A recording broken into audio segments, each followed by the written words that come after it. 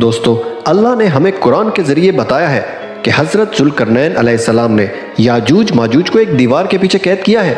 یاجوج ماجوج کو کھول دیا جائے گا۔ یہ کوئی دو آدمی نہیں ہے بلکہ ایک بہت بڑی فوج ہے، بہت بڑی فوج، اتنی کہ انسانوں سے بھی زیادہ۔ اور جب یہ دنیا میں داخل ہو جائیں گے، ان کو اللہ نے جزیروں پر قید کیا ہے۔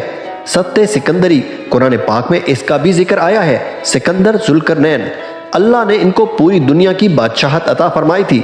ان کو اللہ تعالیٰ نے حکم دیا تھا کہ یہ یاجوج ماجوج اس زمانے میں بہت فساد مچاتے تھے کہ ان کو قید کر دو کہیں پر۔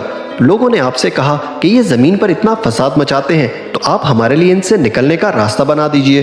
تو حضرت ذوالقرنین نے ایک دیوار بنائی تھی، اس کا ذکر قرآن پاک میں ہے۔ حضرت ذوالقرنین نے اللہ کے حکم سے سیسا پگھلا کر ایک بہت ہی مضبوط دیوار تعمیر کی تھی۔ اللہ نے ہمیں اتنا کہا ہے کہ حضرت ذوالقرنین نے ان کو دیوار کے پیچھے قید کیا ہے۔